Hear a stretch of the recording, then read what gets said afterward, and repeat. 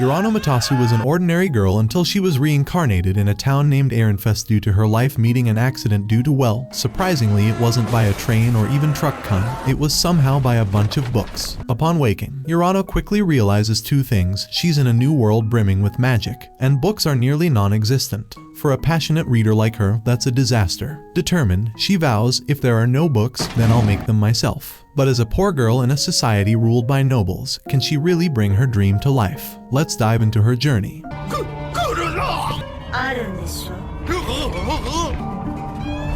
The anime begins with a head priest handing Myne, a blue-haired girl, a magic circlet to wear and instructs her to drink a mysterious red potion. As soon as she drinks it, Myne drifts into a deep sleep, and the head priest begins to explore her.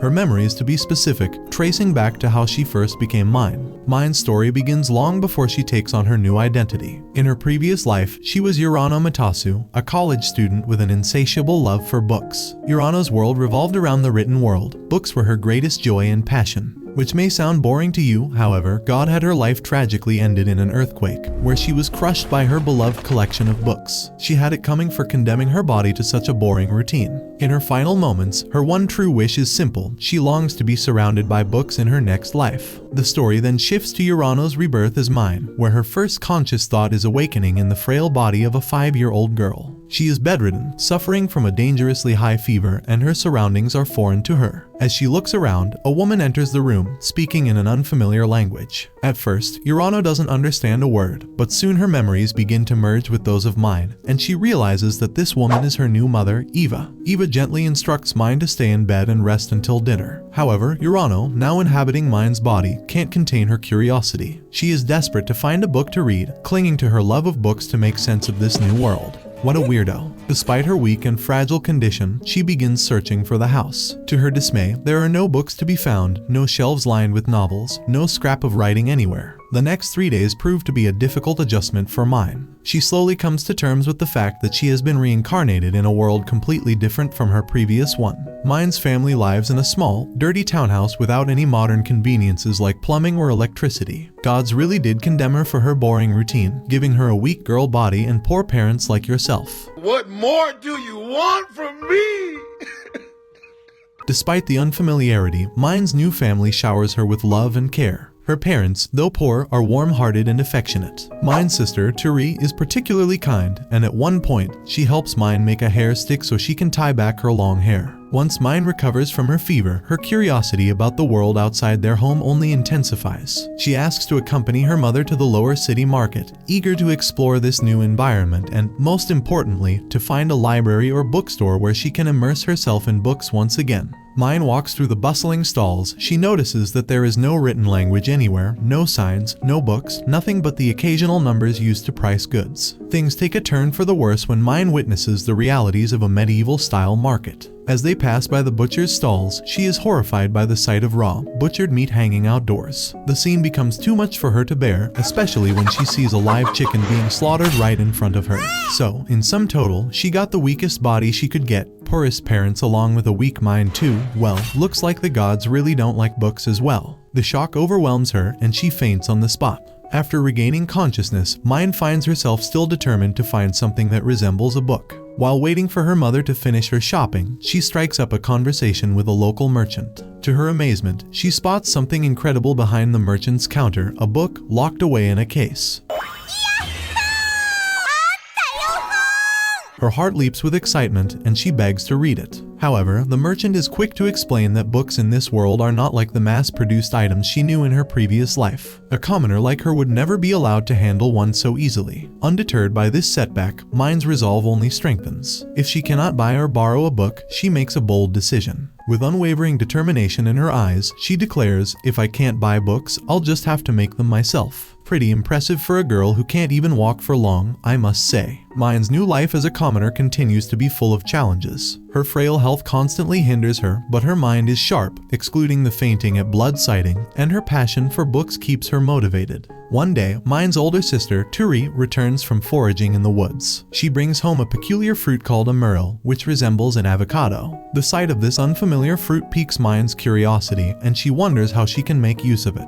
During her previous life as Urano, she had a vast amount of knowledge about everyday items and how they could be repurposed, so she began to experiment with the myrtle fruit. After some trial and error, she discovers how to extract oil from the fruit, sparking an idea. Myne uses oil to make homemade shampoo, an item that does not seem to exist in this world. When she tries the shampoo for the first time, the results are astonishing. Her hair, which had been dull and lifeless, becomes glossy and sweet-smelling. Her success with the shampoo doesn't go unnoticed. Both her sister Turi and her mother Eva are amazed by the transformation in Myne's hair. Eager to experience the same effect, they quickly ask Myne to make more for them. Not long after this, Myne and Turi are given another task, to deliver lunch to their father, Gunther, who works as a soldier at the city gate. Myne, however, is still weak from her recurring illnesses, and walking long distances is difficult for her. Her determination to help her family, however, outweighs her physical limitations, and she sets out with Turi to make the delivery. As they make their way to the gate, Myne begins to tire, but fortunately, a group of neighborhood boys, Ralph, Faye, and Lutz, come across them. Seeing Myne struggle, the boys volunteer to help, offering to carry her the rest of the way. Ralph, one of the boys, compliments Turi on how nice her hair looks, which amuses Myne. What a load of simps. However, when Lutz, another boy, compliments Myne's own hair, she is caught completely off guard. Flustered by the unexpected praise, she blushes and finds herself at a loss for words.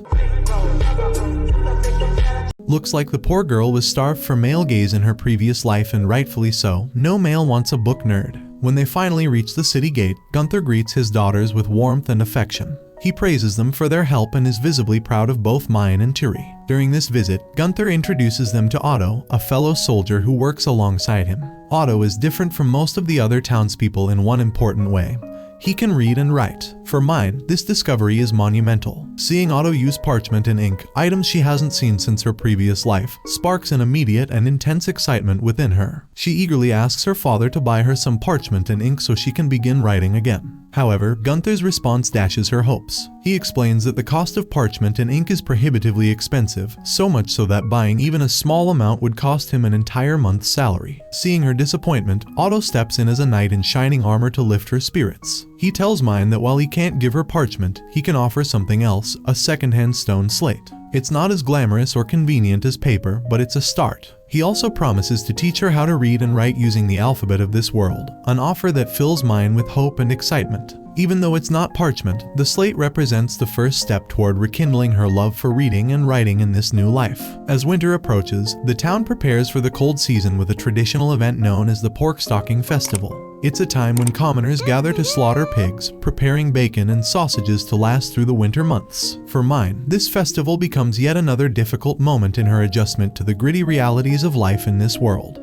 When she witnesses the slaughtering of the pigs, the sight of the blood makes her feel faint and queasy, just as it had when she saw the butcher in the marketplace.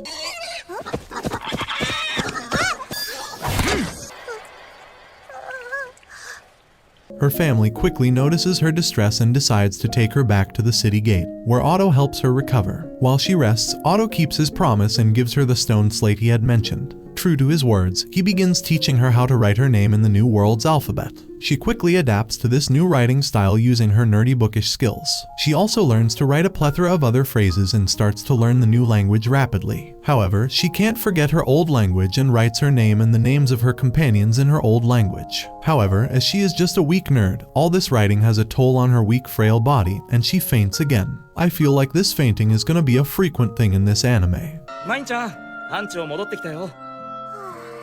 Anyhow, she is transported back to her home and is allowed to rest. 2 months have passed since Urano's memories awoke in Myne, and at that time, Myne gradually adjusted to her new reality. As winter sets in, the town of Ehrenfist is blanketed in cold, and life for commoners like Myne's family shifts into a slower, more isolated rhythm. The harsh winter makes it difficult to leave the house, so the family spend most of their days indoors, focusing on winter handiwork to pass the time and prepare for the seasons ahead. Myne, eager to stay productive and continue her quest to make books, tries to contribute to the family's efforts. Along with her mother Eva, her father Gunther, and her older sister Turi, Myne helps with a variety of tasks like sewing and basket making. These traditional winter activities are essential for the family's survival, and Myne begins to see just how much work goes into maintaining a household in this world. However, her mind is always on her true goal, creating books. Desperate to make some kind of progress toward this dream, Myne decides to experiment with a new idea. She tries to use the fibers from reeds to make papyrus, hoping that this will be her first step toward producing something like paper. She enlists Turi's help, and the two girls work together to gather and process the reeds. However, the task proves to be far more difficult and time-consuming than Myne anticipated.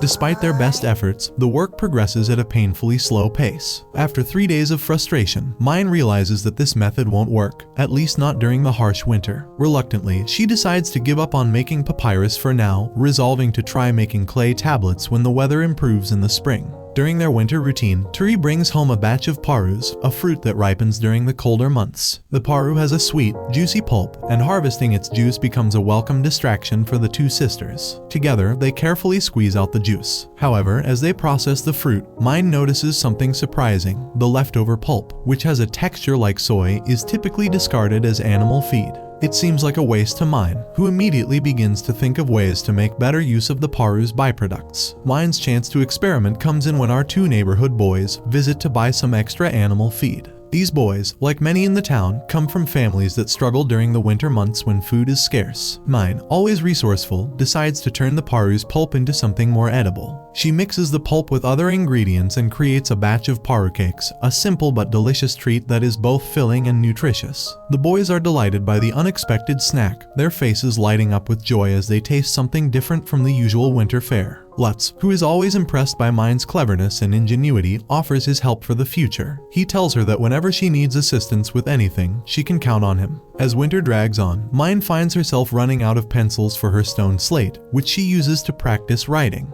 Remembering that Otto, her father's colleague at the city gate, had given her the slate, she asks Gunther if she can visit him to get more pencils. However, Gunther is a bit jealous of Myne's admiration for Otto. Gunther dislikes the idea of his daughter visiting the gate just to see Otto and flatly tells her that she can't go back until spring, when the weather improves. When both Turi and Eva leave the next day to harvest more parus, Gunther has no choice but to take Myne with him to the city gate. Myne eagerly brings her slate along and continues to practice writing the alphabet. As she sits by Otto, she notices something unusual in the paperwork he's working on. Myne, being a natural observer and quick learner, spots a mistake in Otto's accounting. She points out the error, catching Otto by surprise. Impressed by her sharpness and attention to detail, Otto sees an opportunity. He asks Myne if she would be willing to help him with his paperwork, which is often tedious and time-consuming. In exchange for her assistance, he promises her an unlimited supply of slate pencils and offers to continue teaching her how to read and write in the new world's alphabet.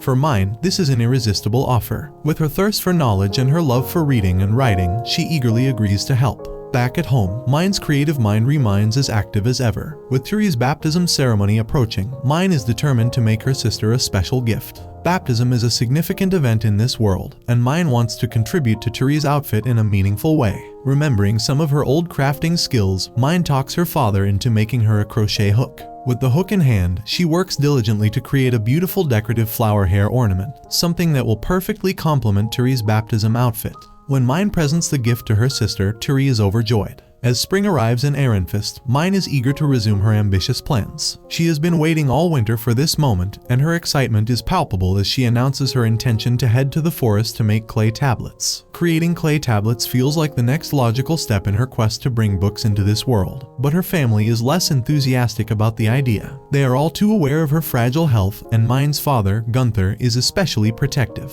Gunther insists that Myne focuses on building her stamina and improving her overall health before embarking on such a task. Foraging in the forest requires energy and endurance, both of which Myne still lacks. He forbids her from going foraging until he is satisfied with her progress, reminding her that her well-being must come first. Disappointed but not discouraged, Myne accepts his decision, though her determination to carry out her plan remains unwavering. In the meantime, Gunther suggests a different way for Myne to stay productive, working as Otto's unofficial assistant. Otto has already been teaching her to read and write, and Gunther sees this as an opportunity for her to gain valuable experience, potentially paving the way for her to become a clerk someday. Although this isn't directly related to making books, Myne sees the value in continuing her education and agrees to the arrangement.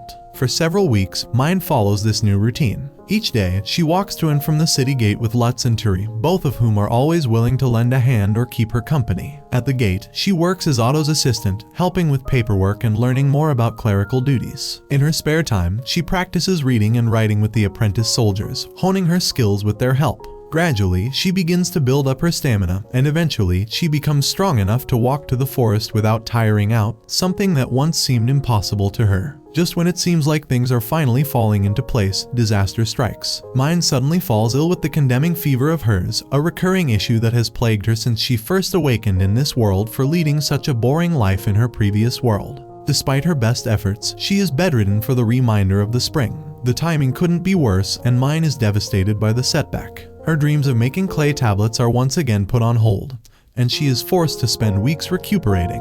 When she eventually recovers, her father, seeing how eager she is to go to the forest, relents and gives her permission to join the other children. However, he makes her promise not to overexert herself and insists that she spend the day resting in the forest rather than foraging or working. Myne, determined not to delay her plans any longer, agrees, but she has other ideas in mind. She secretly brings a trowel with her, intending to start digging for clay while the others are occupied. Once they reach the forest, Myne wastes no time. She quietly sneaks away from the group like the little nerd she is and begins digging for clay, knowing full well that her father wouldn't approve. Unfortunately for Myne, Lutz soon catches her in the act. Furious, Lutz confronts her, accusing her of breaking her promise and never intending to keep it in the first place. Even though he's upset, Lutz can't stay mad at Myne for long. He recognizes her stubborn determination and ultimately decides to help her. Together, they dig up enough clay and begin shaping it into tablets, working side by side to bring Myne's vision to life. As they wait for the tablets to dry, Myne takes the opportunity to explain the concept of reading and books to Lutz. Unfortunately, their progress is soon destroyed by an unforeseen accident. Faye, one of the neighborhood boys, along with another child, stomps on the clay tablets while playing, completely unaware of how important they are to Myne. Furious and heartbroken, she loses her temper in a way that she never has before. Her eyes change color, a startling transformation that frightens Faye and shocks everyone around her, including Lutz and Turi. Lutz, however, steps in to calm her down as the lover boy he is. He promises that they'll all work together to make new tablets, assuring her that they can still fix things. His calming presence helps to bring Myne back to herself, and she realizes that she doesn't have to shoulder everything on her own. Despite this, the next several days bring more disappointment. Rain pours down, soaking the drying tablets and ruining them once again. The gods really do be punishing her to the extreme. This second failure is almost too much for Myne to bear, and she breaks down in tears. Once again, Lutz is there to comfort her. He doesn't let her give up and helps her make a third set of tablets. While they work together, Lutz asks Myne about her future plans. Her answer is simple but profound. She wants to live a life surrounded by books, no matter what it takes. Lutz, in turn, opens about his own dreams, revealing that he hopes to become a traveling trader someday. Finally, the third set of tablets is finished, and Myne reflects on how far she's come since she first arrived in this world. She resolves to write down all the stories her mother told her and keep them close, preserving them for herself and for future generations. However, fate has one last cruel twist in store for Myne. When she places the completed clay tablets in her family's clay oven to bake them, disaster strikes. The heat proves too much for the fragile tablets, and they crumble and explode, destroying them completely. Myne's dream, so close to becoming a reality, is once again shattered, like her clay tablets in the oven. As summer arrives in Ehrenfest, the warm weather brings a new milestone for Myne's older sister, Turi. She is set to turn 7 this season, a significant age in their world, as it marks the time of her baptism, a rite of passage that officially welcomes her into society. The family prepares for the event with care, and Turi takes extra pride in her appearance. She uses the homemade shampoo Myne created from merle fruit, which leaves her hair glossy and fragrant. To complete the look, she proudly wears the hair ornament her sister lovingly crafted for her as a special gift. As they walk to the baptism, the neighbors can't help but notice Turi's striking appearance, showering her with compliments. The vibrant, decorative hairpiece stands out in the modest, tightly knit community, and the care that Myne put into making it for her sister is evident to all. During the baptism ceremony, Myne and her father, Gunther, don't stay long. They leave early to hurry to the city gate, where Gunther has an important meeting with Otto. While her father is engaged in the meeting, Myne takes the opportunity to continue learning and prove her usefulness. One of the soldiers stationed at the gate needs help reading an important letter from a nobleman. Myne, despite her young age, confidently steps in to assist. She not only reads the letter but also provides sound advice on how best to handle the situation, impressing the soldier with her quick thinking and knowledge. Once her father and Otto finish their meeting, she wastes no time alerting Otto to the letter's contents. さすが俺の女子俺の娘だ Later that evening, as the family gathers for dinner, Gunther presents Myne with a special gift, a small, sharp knife. He hands it to her with a sense of ceremony, explaining that it's now her duty to collect firewood for the family task. Myne, always resourceful and creative, immediately begins to think of other ways to use the knife. Rather than simply focusing on firewood, she decides to repurpose it for her own needs. She plans to use the knife to carve out wood tablets, known as maken, which will serve as a replacement for the clay tablets she had tried and failed to make earlier. This new idea excites her, as it brings her one step closer to creating a written record in a world that is almost devoid of books. Lutz, ever the supportive friend, or should I say more than friend, soon notices Myne at work. Seeing her dedication and knowing how much her dream means to her, Lutz offers to help. In return, he asks for a favor. He wants Myne to introduce him to Otto. Lutz has been dreaming of becoming a traveling trader, and he hopes that Otto, with his worldly knowledge and connections, might be able to provide him with valuable advice on how to make his dream a reality. When Myne introduces Lutz to Otto, the soldier is quick to dismiss Lutz's ambitions. Otto tells her bluntly that becoming a traveling trader is not a practical or suitable aspiration for a child from the city, and he should just keep focusing on getting into Myne. However, Otto agrees to meet with Lutz in person to discuss the matter further, though it's clear that Otto doesn't think the young boy's dream is feasible. In her own quest to create writing materials, Myne faces another challenge. She needs ink. She asks Otto if she can be paid in ink rather than the slate pencils she usually receives to help him. Otto laughs at the idea and explains that ink is far more expensive than Myne realizes. It would take her 3 years of work to earn enough ink for her needs. Undeterred, Myne comes up with a clever solution. She gathers soot from her family's oven and mixes it with clay to create a makeshift crayon, finding yet another way to overcome the limitations of her environment. However, Myne's challenges are far from over. When she returns home, she is devastated to discover that her mother, Eva, has unknowingly used the wood tablets she had been carving as firewood. Her frustration and disappointment bubble over, and once again, her mysterious illness takes hold. Myne's eyes change color as her fever spikes, leaving her bedridden with dangerously high temperatures. Her body seems to react violently to intense emotional distress, and this incident is no exception. Myne が拾ってきた薪ね。それなら使ったわよ。Seeing Myne in such a state, Lutz steps in to offer encouragement. He refuses to let her give up and brings her a different type of wood, one that is less likely to be mistaken for firewood. Inspired by his determination to help her, Myne regains her resolve. However, disaster strikes again when her mother, unaware of the importance of the new tablets, accidentally burns those as well, which in her defense, it's a reasonable crash out. This second failure hits Myne hard, and for a moment, she feels completely defeated. The combination of her illness and her frustrations over her failed projects brings her to the brink of despair. Despite everything, Myne eventually finds the strength to keep going. She remembers Lutz's words of encouragement and the promise she made to him to keep trying, no matter how difficult things get.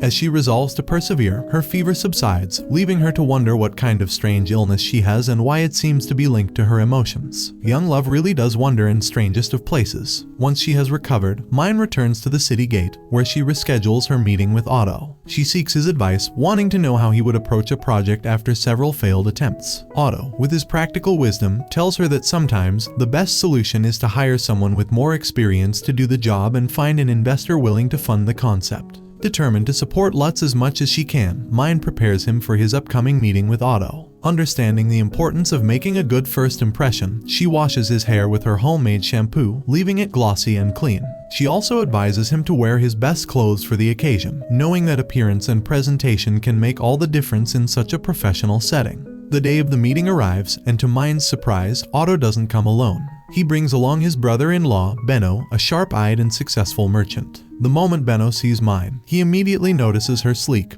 glossy hair and the hair stick she wears, which is a simple yet beautiful creation that Myne made herself. Intrigued, he asks to take a closer look at the hair stick. Myne obliges, but when Benno inquires further about the shampoo she used, Myne shrewdly replies that the formula is confidential. Mama didn't raise a weak business girl. The meeting moves on to Lutz's dream of becoming a traveling trader. Otto listens attentively but quickly advises Lutz against it.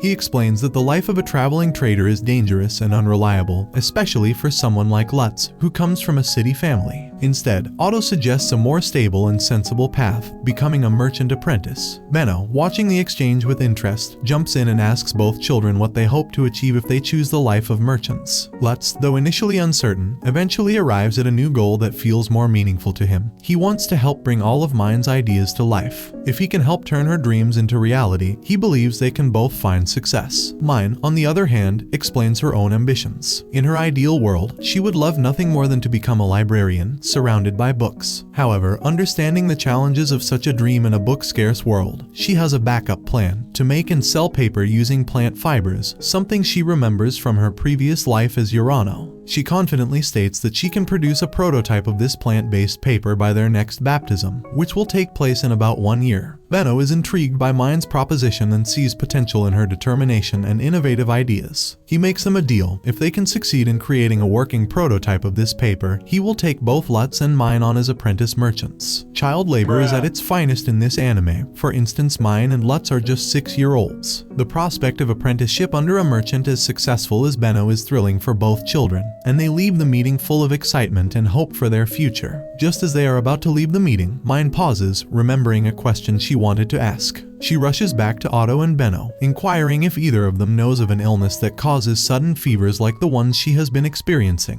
Both men exchange uncertain glances but ultimately tell her they aren't aware of any specific illness that matches her symptoms. Myne is disappointed by the lack of answers, but she doesn't press further. However, privately, Benno begins to suspect that Myne may be suffering from a rare and deadly condition known as the devouring, a disease that could have serious consequences if left unchecked. Undeterred by her health concerns, Myne begins the next phase of her plan, making paper using the washi method, a traditional Japanese paper-making technique she remembers from her life as Urano. To gather the materials and tools she needs, Myne strikes up a deal with Otto. In exchange for some of her shampoo, Otto agrees to give her nails, crucial for the construction of the equipment required for paper making. The two head to Otto's home, where Myne meets his wife, Corinna, a refined woman who lives in a wealthier part of the city. The upscale neighborhood impresses Myne, who is used to the more modest surroundings of her own family's home. While there, Corinna takes a keen interest in the shampoo that has left Otto's hair smooth and shiny. She asks Myne for help in washing her own hair with the magical new product.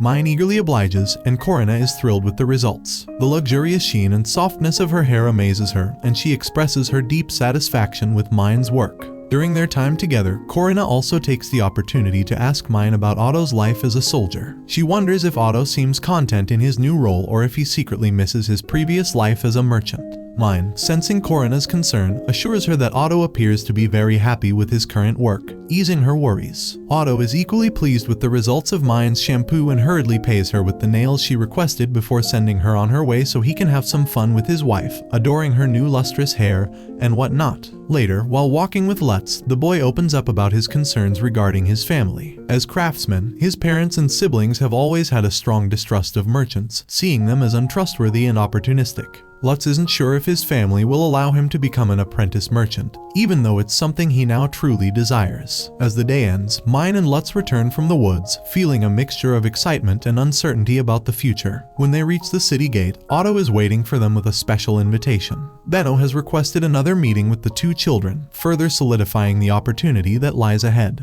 Lutz and Myne are invited to lunch at the Gilberta Company, where they meet with Benno in a more formal setting. Myne is surprised to find that the company is in the same building where she had met Corinna previously, making her feel a bit more at ease. The meeting, however, starts off on a rough note. Benno sternly reprimands both children for seeking help from Otto instead of coming directly to him for the materials needed for their paper prototype. As the owner of the Gilberta Company, Benno has big plans for the paper they're developing and intends to secure the sales rights to this potentially lucrative service. To him, it's clear that all dealings concerning the paper should go through him.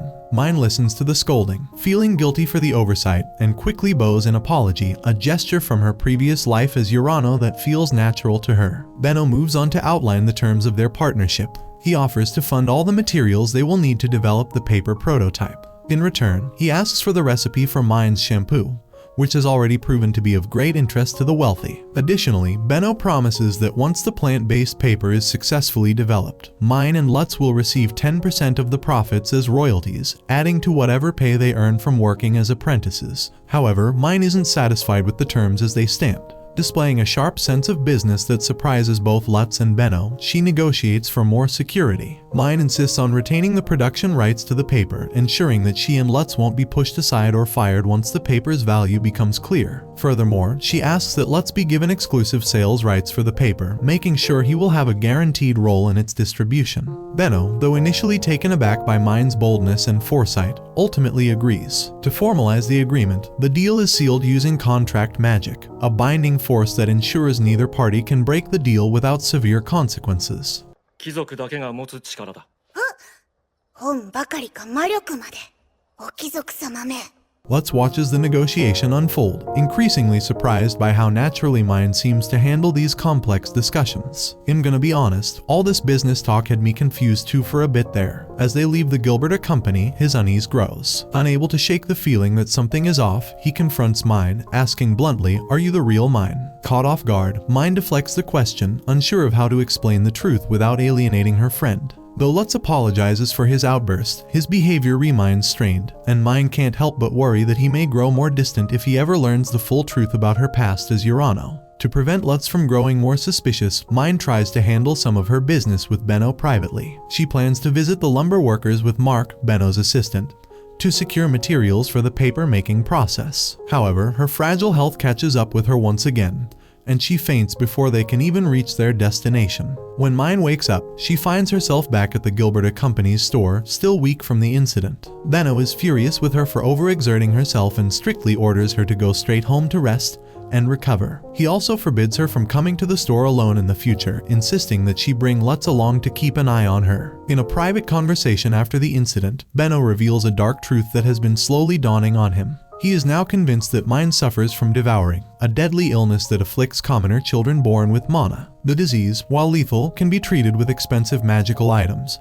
But without such treatment, Myne's life is at grave risk. Benno, who has come to admire Myne's intelligence and potential, is deeply concerned about her future, knowing that the cost of treatment is far beyond what most commoners could ever afford. When Lutz and Myne meet again after this ordeal, Lutz confesses what has been troubling him. He admits that seeing Myne handle everything on her own, from the business negotiations to her attempts at crafting paper, has left him feeling useless. He thought that his role was to help, but Myne seems capable of managing so much without him. His frustration at feeling unnecessary leads him to question their partnership, though he reassures her that he doesn't hate her. However, something has shifted between them, and Lutz no longer refers to her as Myne. Despite the growing tension, they head back to the Gilberta company together. Benno assigns Lutz a new role. He is now responsible for looking after Myne as his #1 priority. With Myne's health continuing to be a concern, Benno makes it clear that Lutz must keep a close watch on her, especially during the strenuous tasks ahead. To support their work on the paper prototype, Benno also gives them a small studio near the south gate of the city, providing them with a space to experiment and create freely.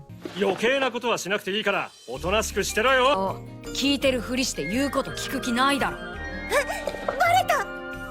Lutz and Myne dive into their paper-making project with renewed determination, using their newly provided workshop as the base for their operations. They begin by visiting various craftsmen, lumber workers, and carpenters to gather the materials they need, focusing on the supplies necessary to build the equipment that will help them produce their plant-based paper. For the next month and a half, they work tirelessly to prepare, learning as they go and figuring out the best way to bring Myne's ideas to life. Once the materials are gathered, the two head into the forest to collect wood and begin the actual paper-making process. As Lutz busies himself collecting firewood, Myne gathers kindling nearby. During her task, she unknowingly picks up a fruit, which immediately begins to transform into a trom, a fast-growing fey plant that rapidly absorbs nutrients from the soil and becomes a dangerous threat if left unchecked. Alarmed by the sudden growth of the plant, Myne shouts for help. Lutz rushes over and calls for the other children, who help cut down the trom before it can grow any larger. After the trom is dealt with, Lutz explains to Myne that the Knight's Order usually has to be summoned to deal with large trom infestations, as the plants grow explosively and drain the earth of its life force. そう Inspired by the plant's rapid growth, Myne suggests they try using the cut trom to make paper, reasoning that since it is freshly sprouted, it should be soft enough to work with. To her delight, her idea proves to be a success, and the trom pulp works exceptionally well for paper making. Despite their success, Lutz's behavior reminds off. He dutifully helps with the paper making, but there's a distance in his actions, and his usual warmth seems diminished. Myne notices that Lutz has been growing increasingly suspicious of her, particularly her familiarity with skills like using chopsticks and her expert knowledge of paper making, both of which seem completely out of character for the Myne he's known all his life. The boy finally uses his upper head to think through things. Although he hasn't pressed her on the matter yet, it's clear that Lutz is grappling with a deep internal conflict. After they finish their first batch of paper, Lutz insists on finally having the conversation they've been putting off for so long. With quiet determination, he asks Myne directly, "Who are you really?" Unable to lie to him any longer, Myne admits the truth: she isn't the original Myne, but someone else who has taken over the body. Lutz's reaction is immediate and visceral. Shocked and hurt, he demands that she return the real Myne, the girl he grew up with and considered his friend. Myne, resigned to the situation, says she doesn't mind giving back her body, but she firmly believes the original Myne has already passed away. This revelation only angers Lutz further, and he lashes out at her in frustration. Feeling cornered, Myne responds angrily, telling him that she never wanted to steal the body of such a sickly, frail girl. She expresses her own dissatisfaction with the situation, making it clear that her life in this world has been just as challenging as his realization. I sympathize with her. The gods really have been crueling to her, but on the other hand, she was the one who tortured her body through all that reading in her previous life. Lutz, still reeling from the truth, asks her how long she's been in Myne's body. When he learns that all of their shared memories, his friendship, their adventures, their paper-making journey were with this version of Myne, he begins to soften. Slowly, he comes to terms with the fact that although the body may not belong to the original Myne, the person he's grown close to is still the same one he's been working with all this time. In the end, Lutz forgives her, realizing that he doesn't want to lose the friend he's come to trust and care about. He accepts her for who she is, regardless of the past. With their bond mended, the two of them bring their completed paper prototypes to Benno for testing. Benno examines the results carefully, and after putting the paper through a series of tests, he is thoroughly impressed. The quality of the plant-based paper is even better than he anticipated, and he's eager to move forward with production. The success of their paper marks the beginning of a new chapter for both Lutz and Myne, as they move closer to their shared goal of making books a reality in a world where they seemed like an impossible dream. Benno, highly impressed by the quality of the paper prototype Myne and Lutz had brought him, wastes no time in rewarding them for their work. They are thrilled to receive payment for their efforts. This marks a significant milestone for Myne, who has been working tirelessly to bring her ideas to life in a world where paper is a rare and precious commodity. But as they celebrate their achievement, Myne also takes the opportunity to show Benno the flower hair ornament she had made for her sister Turi's baptism. The intricate design catches Benno's eye, and his business instincts kick in, and he starts thinking as to how he can exploit these 6-year-olds more. He recognizes the potential value in such a finely crafted item and suggests that Myne and Lutz accompany him to the Merchants Guild. There, he says, they can register for temporary guild cards, which would allow them to conduct business even before they are officially baptized. The idea of holding temporary guild cards excites the pair, especially Myne, who sees this as another step toward her long-term goal of living a life surrounded by books. However, when they arrive at the Merchants Guild and begin waiting for their appointment with the guild master, Myne's attention is immediately captured by something else entirely, a file cabinet filled with scrolls and documents. Her eyes light up at the sight, and she eagerly begins browsing through its contents. As someone who had lived her previous life as a book lover and scholar, seeing written materials in this new world is always a source of fascination. She finds a map of the city of Ehrenfest, an artifact of immense interest to her. Sensing her curiosity, Benno steps in and gives her a brief lesson on the map, explaining more about the layout of Ehrenfest and its surrounding areas. The conversation is interrupted when they are called in to meet with the guild master. Initially, the guild master is skeptical about granting temporary guild cards to 2 children who have not yet been baptized. He sees no reason to bend the rules for them. However, Benno, always quick on his feet, decides to present the flower hair ornament Myne had crafted. The guildmaster's reaction is instant and unexpected. He is captivated by the ornament, not only because of its beauty but because it turns out he has been searching for the creator of this very design. As it happens, the guildmaster has been trying to find someone to craft a special hair ornament for his granddaughter Freda's baptism. Impressed by the craftsmanship and the coincidence, he agrees to issue temporary guild cards to both Myne and Lutz. This is a huge win for the children, not only because they can now engage in business more freely, but because they have already secured their first major commission for Freda's baptism accessory. Myne, proud of her success, returns home brimming with excitement. Her family is ecstatic to hear the news and praises her for her hard work and determination. Myne's parents, Eva and Gunther, are especially proud of their daughter's achievements, given her fragile health and the challenges she has faced since waking up in this world. Turi is also overjoyed and feels special knowing her sister's flower hair ornament has attracted such high praise. This moment is one of pride and joy for the family. However, not everyone is as supportive. Lutz, while happy for their success, returns to his home to find that his family is still upset with his decision to become a merchant.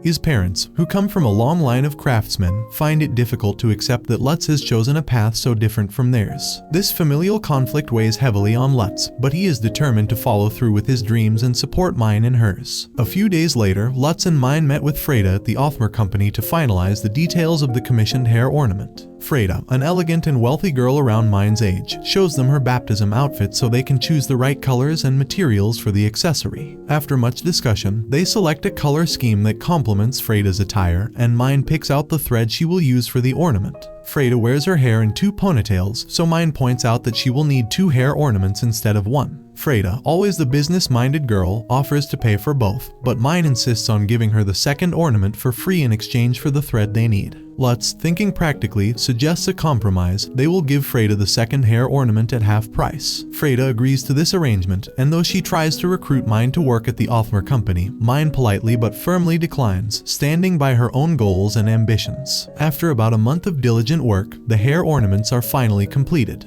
Myne delivers them to Freda, who is delighted with the finished product. During their conversation, Freda notices that Myne appears frail and weak and directly asks if she has the devouring. This revelation takes Myne by surprise. Freda, in a matter-of-fact manner, explains that she herself suffers from devouring, a rare and life-threatening illness that afflicts commoners born with excess mana. According to Freda, illness cannot be cured but can be controlled using expensive magic tools that only the wealthy can afford. This leaves Myne in a state of deep reflection, realizing that her own condition may be more serious than she had initially thought. A year has passed since Myne awoke in her new world, and the warning Freda gave her about the devouring is starting to prove true. Myne's fevers are growing more intense, striking more frequently, and lasting longer. Despite her best efforts to keep her emotions in check and shove it in a box, the illness is relentless. As winter approaches, the weight of her situation becomes heavier, threatening to overwhelm her resolve. Myne strives to remain focused on her goals, even as the shadows of her illness loom ever larger. In this period of escalating illness, Myne finds herself grappling with the challenges of managing her business aspirations alongside her deteriorating health. Benno, ever the astute merchant, recognizes the potential in Myne and Lutz and assigns them the crucial task of improving their etiquette, appearance, and reading and writing skills. He understands that these skills will be critical for their future as merchants in a world that values refinement and presentation. Under his guidance, Myne and Lutz find themselves navigating the complexities of merchant life, balancing their work with the pressing reality of Myne's illness. As the duo works diligently to refine their skills, Benno also seeks Myne's insights into refining the production method for their popular shampoo. Their business dealings become more formalized as they negotiate, showcasing Myne's keen intellect and business acumen. Initially, Benno offers her 2 small golds for her input, but Myne, fueled by her determination to secure financial stability for her family, skillfully pushes for 3 small golds. Benno, impressed by her negotiation skills, agrees to the deal, emphasizing the importance of saving any money she can to help treat her devouring. However, as they continue their discussions, Benno's suspicions about Myne grow. He senses that she is more than she appears, yet he chooses not to press her for details when she avoids the subject, allowing her some measure of privacy amidst the turmoil of her life. In the midst of this bustling work life, Myne takes a bold step to meet the increasing demand for their hair ornaments. She surprises her family with the announcement that production needs to ramp up significantly. Turi and Eva are initially taken aback by the sudden influx of orders but are quickly motivated when Myne promises them a bonus of 2 medium bronzes for each ornament they complete. This promise ignites a fire within them, and they set to work with renewed vigor. Later, Myne advises Lutz to take a similar approach with his brothers, offering incentives to encourage their help. During one of her routine visits to the city gate with Gunther, an urgent report comes in about a trom plant causing trouble in the area. Recognizing a potential opportunity, Myne and Lutz swiftly head to the site to collect trom wood. This resource becomes invaluable as they successfully use it to produce more paper, a significant step in their ongoing business ventures. However, just as they finish their work, Myne suddenly collapses under the weight of another fever, which catches her off guard. She hadn't been feeling particularly anxious or stressed at the time, making the sudden onset of illness more bewildering. Exhausted and overwhelmed by her circumstances, she confesses to Lutz that the illness is worsening, flaring up more frequently than ever before. Moved by her vulnerability, Lutz offers her a piggyback ride home, tears welling in his eyes as he expresses his deep concern for her well-being. Later, during a meeting with Benno to brainstorm new product ideas, Lutz makes a solemn vow to help Myne realize all her inventions. His determination stems from a genuine desire to help her save money in any way possible, hoping that it will somehow lead to a way for her to survive the devouring. Their discussion brims with optimism as they make ambitious plans for the spring, dreaming of what they can achieve together despite the challenges ahead. However, this fragile sense of hope is shattered when Myne suddenly collapses from a severe fever. Alarmed by the sudden turn of events, Benno quickly calls for a carriage to rush her to the guildmaster's house, panic rising in his chest as he fears for her life. The gravity of the situation becomes painfully clear as Myne's condition spirals out of control. Myne awakens in Freda's luxurious bed, disoriented, with a shattered magic tool bracelet lying nearby. The bracelet, designed to mitigate the effects of the devouring by absorbing her overflowing mana, had finally broken after reaching its limit. Freda explains that the tool can no longer be used, and without it, Myne has less than a year before her fever overtakes her body and she succumbs to the illness. The news is devastating, as Myne had hoped that this solution would offer her more time. Freda, calm yet direct, explains the harsh realities of the situation. The only way for Myne to survive long-term is by forging a contract with a noble. In exchange for becoming a noble's mistress, she would gain access to the magical tools required to suppress the devouring. Freda herself has already signed such a contract, and once she comes of age, she will move to the noble's quarter. I would have accepted the offer and spent my life lavishly, leaving the peasant family behind. While this arrangement offers safety and the promise of a long life, it comes at the cost of leaving one's family behind and the commoner life Myne holds dear. Freda warns Myne that without such a contract, her fate is sealed, and she will die soon if she chooses to stay with her family. Despite the grim situation, Myne makes a swift decision. Rather than becoming indebted to Freda's family for the magic tool used to suppress her illness, she insists on paying the full price. The guildmaster, who had hoped to use the debt as leverage to force her into becoming an apprentice at the Othmar Company, is visibly displeased but reluctantly accepts the payment. He had counted on binding Myne through this debt, but she cleverly outmaneuvers him, leaving his plans foiled. In the aftermath, Myne and Lutz brainstorm new ideas to continue building their business. They come up with a plan to create and sell games that commoner families can enjoy during the long, cold winter months when they are stuck inside. The idea excites them both and offers a much-needed distraction from the seriousness of Myne's condition. Lutz, though shaken by the growing intensity of Myne's illness, remains steadfast in his support, promising to stay by her side no matter what. At home, Myne's family is oblivious to the severity of her condition. They assume that the worst is behind her, thrilled by her apparent recovery after the use of the magic tool. As winter draws near, Myne helps Turi complete her baptism outfit, a project she had eagerly worked on despite her poor health. However, the joyful atmosphere in the household is soon interrupted by the weight of the truth. Unable to keep the secret any longer, Myne gathers her family and sits them down for a heart-wrenching conversation. With tears in her eyes, she explains the true nature of her illness, revealing that her condition has not improved and that she is still very much in danger. She admits that the only way she could survive would be to leave them and go to the noble's quarter, where she would live as a noble's mistress. However, with great determination, she declares that she would rather spend her remining time with her family than live a long life separated from them. Myne would rather face death surrounded by the people she loves than leave a life of isolation, even if that life were to last longer. Her family is devastated by the revelation, struggling to comprehend the cruel fate that awaits their beloved daughter and sister. Gunther, her father, is particularly heartbroken, as he had always been overprotective of Myne and done everything in his power to keep her safe. Eva, her mother, is torn between wanting to protect Myne and knowing there is nothing she can do to stop the inevitable. Turi, who has always admired her little sister's determination, is left in tears, unable to bear the thought of losing her. Despite their overwhelming grief, Myne's family respects her wishes. They vow to support her as best they can in the time she has left, promising to cherish every moment with her. Myne, though weak and facing an uncertain future, finds comfort in the decision she has made. She may not have long to live, but she will live her remining days on her own terms, surrounded by the love of her family and friends. As winter sets in, Myne and Lutz continue to work on their business ventures, all the while grappling with the knowledge that their time together may be short. Myne is determined to leave behind a legacy, hoping to make as much progress on her book-related dreams as possible before her illness overtakes her. With Lutz by her side and her family's unwavering support, she faces the future with courage, knowing that she has chosen the path that matters most to her, a life filled with love, even if it is a brief one. These animes really do deviate heavily from the realities of life, I must say. Myne, fully aware that her time is limited, begins to formulate plans for the future under the somber realization that she may not survive to see the next winter. As she reflects on her circumstances, she decides against taking an apprenticeship with the Gilberta Company. The demanding work of an apprentice merchant would be too much for her frail body to handle, especially as her health continues to decline.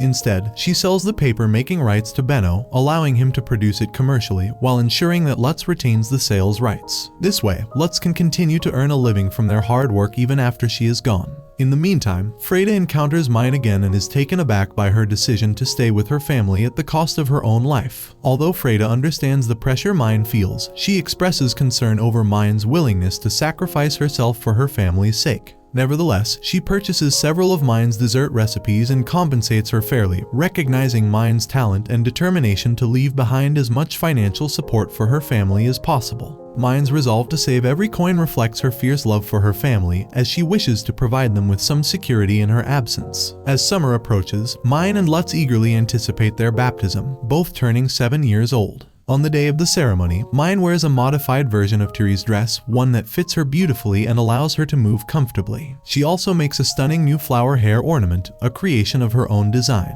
The preparation for the ceremony fills her with excitement, and she feels a rush of joy as she receives high praise from the neighbors for her appearance. Benno, aware of the significance of the day, attends the baptism to support both Myne and Lutz, proud of their achievements thus far. When they arrive at the church, Myne's anticipation peaks as she sees the high priest reading from a large, ornate book of scriptures. A wave of laughter bubbles up inside her as she observes the priest's religious prayer pose, which strikingly resembles the Glico pose she remembers from her previous life in Japan. The laughter bursts forth uncontrollably, causing the priest to misinterpret her trembling as a sign of illness. They quickly escorted her to a waiting room to recover, concerned about her well-being. In the waiting room, Myne's curiosity gets better of her. She scans the interior of the temple, her eyes darting around as she tries to find her way back to the Myne Hall. During her exploration, she stumbles upon a small book room filled with scrolls and documents, and her heart races at the thought of all the knowledge contained within. Eager to delve into the contents, she rushes towards the door, only to abruptly halt when she realizes too late that the room is restricted to members of the clergy. A magical barrier prevents her from entering, and she is left feeling both frustrated and determined. Refusing to be deterred, Myne eagerly asks a Grey Priestess if she can become an apprentice priestess, believing that this will grant her access to the temple's extensive library of books. The Grey Priestess seems amused and intrigued by Myne's enthusiasm and takes her to meet the temple's senior authority, the High Priest. However, when they meet, the High Priest mistakenly assumes Myne is the daughter of a wealthy family due to her boldness and passion for knowledge. He explains that if she wishes to join the temple, she must provide a substantial donation.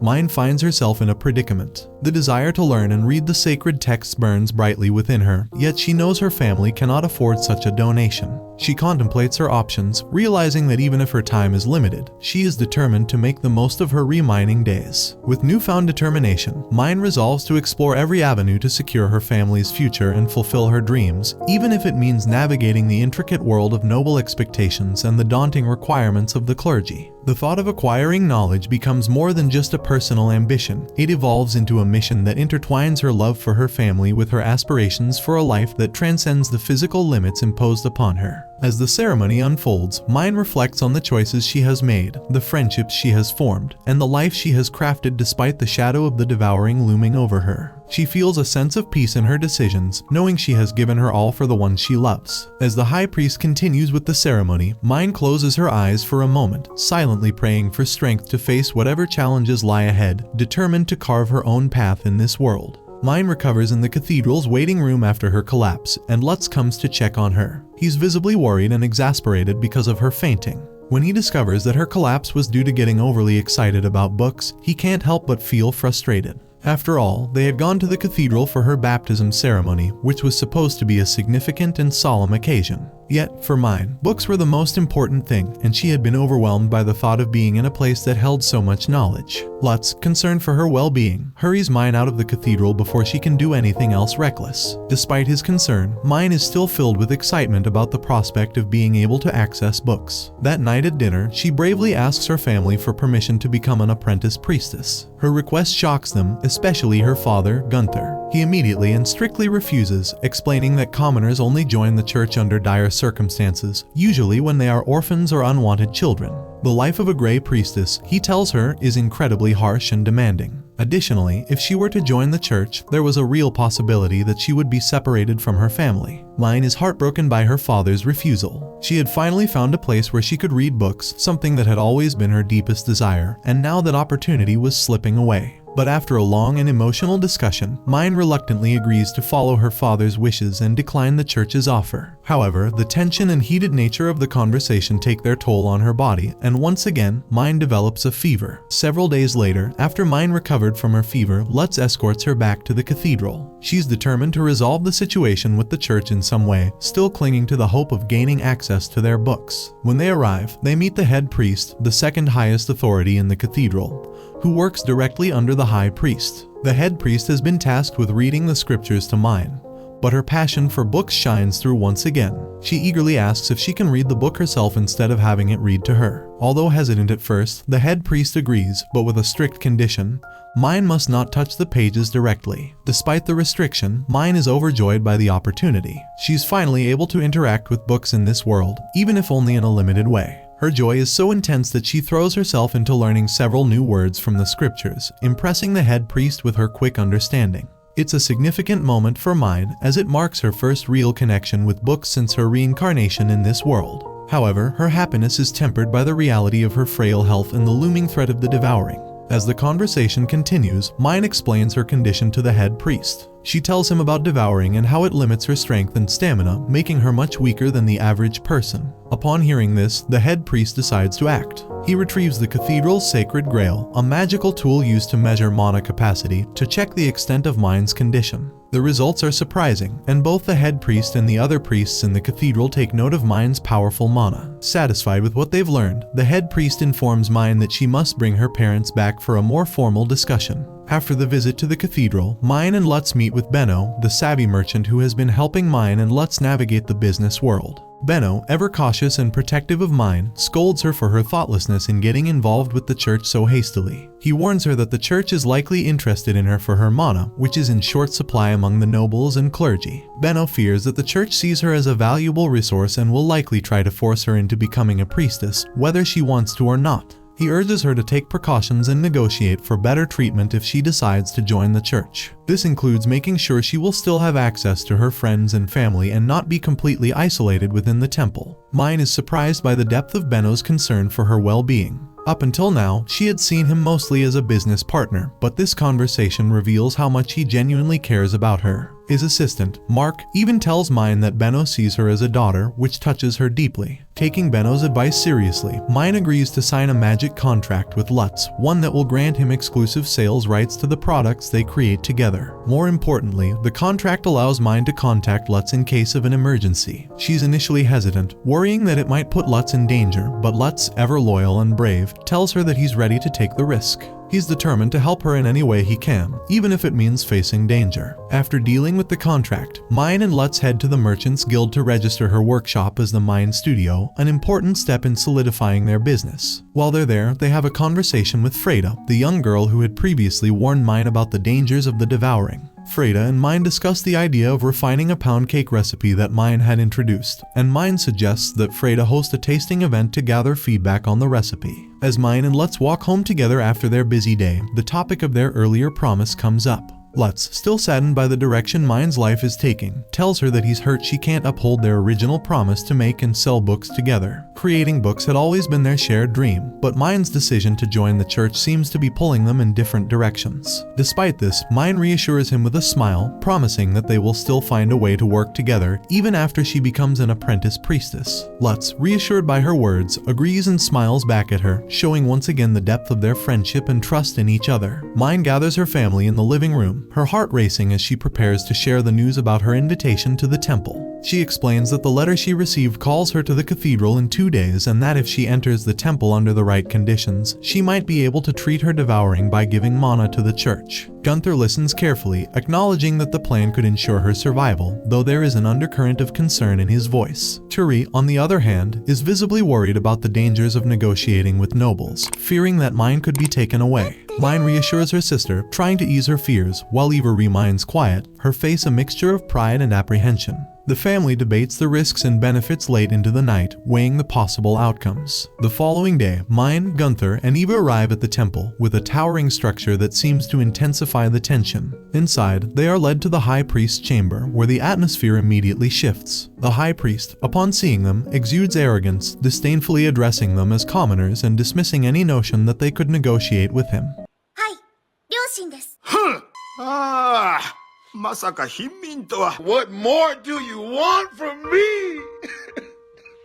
His overbearing attitude is suffocating, and when he demands that Myne be taken by force, Gunther steps in, refusing to be intimidated. The situation escalates as the High Priest threatens the family's execution if they don't comply. The pressure becomes too much for Myne, and in a moment of desperation, she loses control of her mana. Magic surges through the room as she instinctively lashes out, choking the High Priest with her magic. いい加減にして触らない Shock ripples through the chamber as her family watches in horror while the High Priest struggles to breathe. In a cold stance, she tells him, "You wish to talk. Then let's talk with mana." Just as things seem to spiral completely out of control, the head priest intervenes, calming the situation by grounding Myne and calling for peace. The High Priest collapses, unconscious, leaving a stunned silence behind him. 殺される覚悟だって